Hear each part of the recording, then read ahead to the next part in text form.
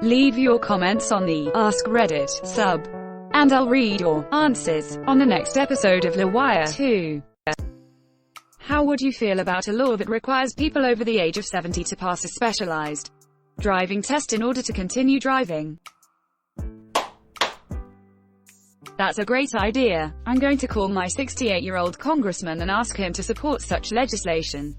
Edit. Most driving laws are passed by state legislators, who usually do drive themselves.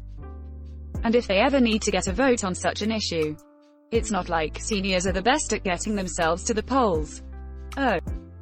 You just made it all make sense. Younger voters are afraid to drive to the polls, lest they be hit by old farts in big cars careening down the road to cast their ballot. Maybe some are even being killed before reaching the polls. 2. Reducing the number of younger voters further. You want more sense. Many old people at that age are retired and have all the time in the world to follow politics and get to the polling booth, whereas younger people are too busy with work, school, and relationships to think about that stuff, let alone participate. I'm beginning to think I could write for The Onion. Or you could have been a ghostwriter for Hillary's new book. Young'uns didn't show up to the polls. Look what we got. Dash. Young Democrat admits he didn't vote because he doesn't give a crap. Joe Myers admitted to his college civics class he didn't vote because it doesn't get me laid. And I don't even leave the house before 8 p.m. on a Tuesday. He said he put Hillary stickers on his car because chicks think you're progressive and not afraid of a strong woman. And that he posted pro-Hillary links on his Facebook for likes from young women. He also admitted he deleted all of his Bernie Sanders posts after discovering old men don't attract the desired audience. I thought about promoting Jill Stein, said Joel, but everyone told me she was batshit crazy. And you never put your vote on crazy. In the end, Myers admitted he didn't give enough of a crap about politics anyway, and that he changed his major to primary education because tons of hot girls want to teach kids. When asked if he ever considered running for office himself, he replied, well, it worked for the other Clinton, maybe. Quote, here in Illinois my grandpa had to do it every year after 75. Here in Illinois my grandpa had to do it every year after 75 must be fairly new. Mine was caught after a wreck using the book in his lap when he was 85. That was almost 20 years. Mind you. Edit. Since some of you don't get it, he was reading the driver's book in his lap while taking the written exam. Geez. I'm assuming that's the same for everyone his age. Nope, it's the Grandpa Bassa law. Weird, but it keeps us safer. I think older drivers definitely need to be retested and have restrictions put on their licenses. To driving at night, driving only within certain distances of the home, driving above certain speeds, etc., up to and including revocation if found to be impaired to significant degree. And I'm staring down 70 myself. In Japan, they have special decals that identify new drivers and the elderly, which I think is a good thing. If you see someone with an elderly tag, you might not assume that driver sees everything you do or reacts as quickly as you do. I had trouble getting my dad to quit driving because I knew he couldn't see. He couldn't tell from my daughter from across the room. I called the DMV for suggestions and they sent him a letter to come in for a vision test. He passed. He was in his 90s with cataracts and dementia. We had a lot of rancor over this issue and he ended up living with my brother whom he would actually listen to, and he quit driving. I'm an optometrist. You'd be surprised at how many patients come in and tell me they failed their DMV vision test, but the person passed them anyway. It's ridiculous. Those DMV people that pass people who fail eye tests are criminals. Why are they doing that? Jesus. I was 17 when I took the vision test for my license. The guy doing the vision test had me look into a little box and asked me, which of these signs is farthest away? I have no vision issues of any kind, and great depth perception, but for the life of me I couldn't tell. I answered him honestly, if sarcastically, and said, I don't know, they're all about 10 inches away in a wooden box. All he said was her, and passed me. He probably just thought I was some butthole kid, but he didn't do anything to follow up me saying, very clearly, that I couldn't tell. Seeing how the stereotype of a DMV worker is an embittered and disgruntled employee, I could see why. Which I still don't understand because, length of waiting in line aside, I have had nothing but great experiences with very helpful employees in my 30 years. Christ, the line was 30 years long. Ugh, please. My grandma is practically blind and went to take her driving vision test to renew her license. She failed, but the lady at the DMV felt bad, so she had her take it again and gave her hints so she could pass it. So now my practically blind grandma is out on the road still.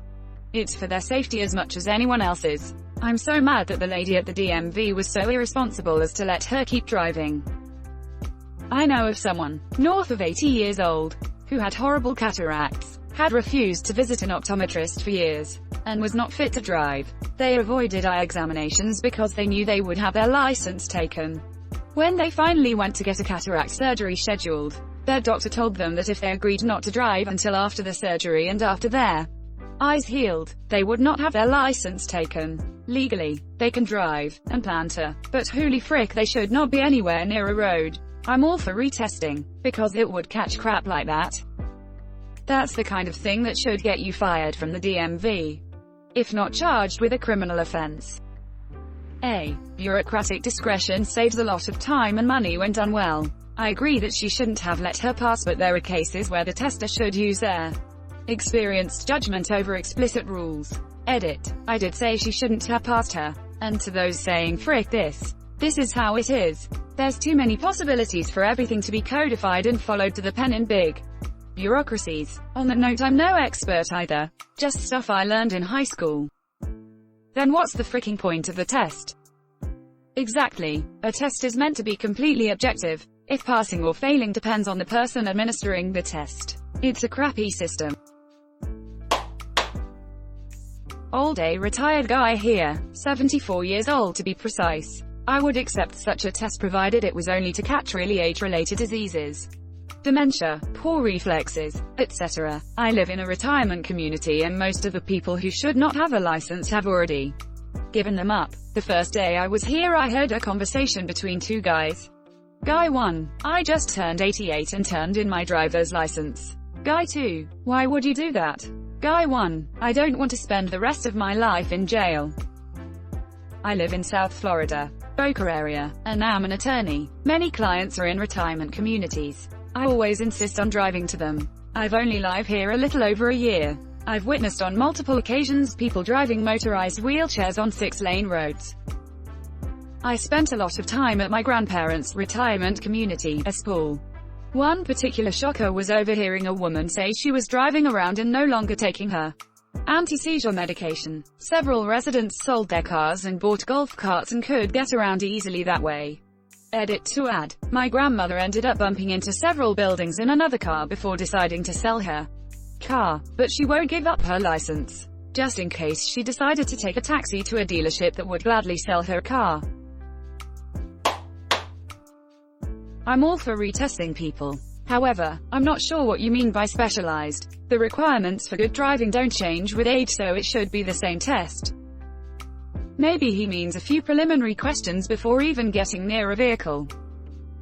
If it's a question an older driver needs to be able to answer, we might as well ask everyone, even if it's much less likely to be relevant for younger drivers. Do you think you can still drive? I'm 17. What do you mean still? Sir, do you know what year it is? 19dickety2. We had to say dickety because the Kaiser had stolen our word 20. Abe Simpson.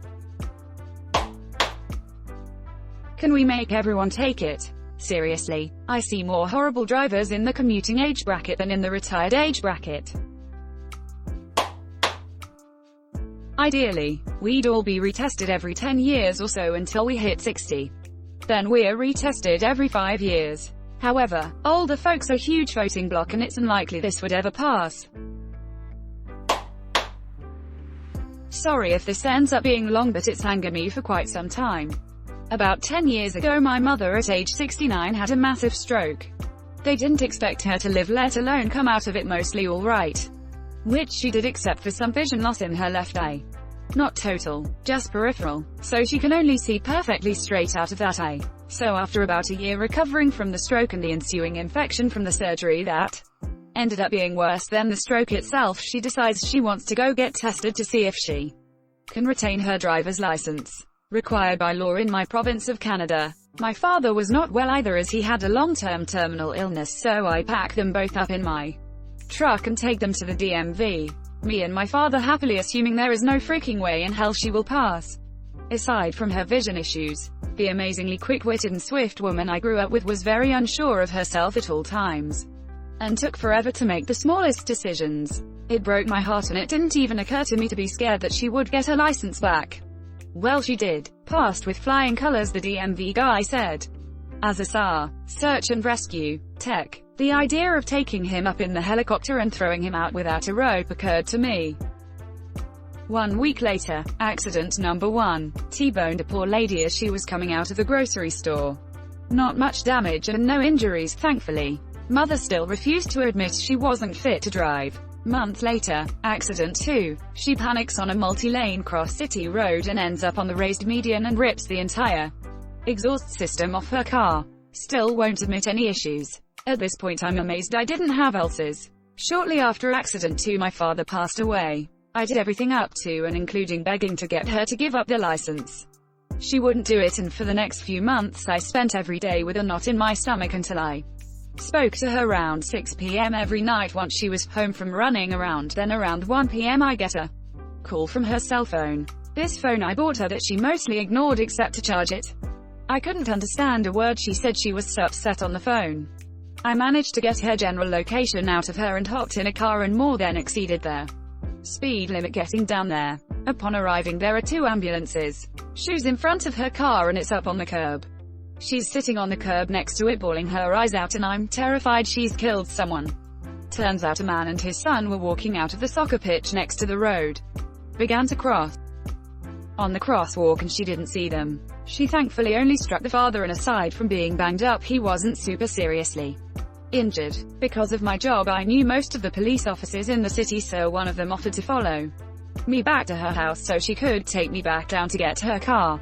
By the time I had done so and got back to her condo, she had stopped crying, threw me the extra set of keys to the car she had and told me to get rid of the car.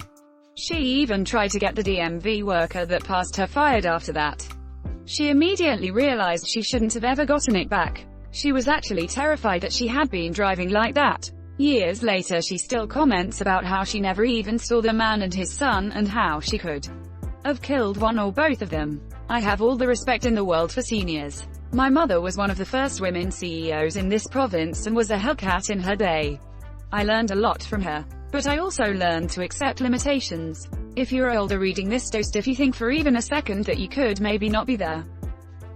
Safest person to be on the road. Talk to and listen to your loved ones. It's horrible to give up that freedom. It would be more horrible for you to kill some innocent person because you are too proud to give it up. Edit. Thanks for the gold, mysterious stranger. I'd be okay with it if over 70 drivers are statistically more likely to get into accidents. Let me say this about that. The neighbor I live is 93 and still driving. When she's up to it, she can barely see the on-off switch on her vacuum cleaner.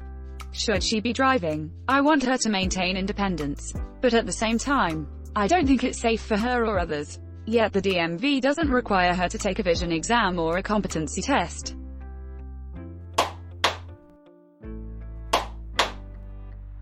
Thanks for watching LWIAR 2. The best of all time r/AskReddit submissions and comments. If you like this video, check out the original LWIAR channel. And don't forget to like and subscribe.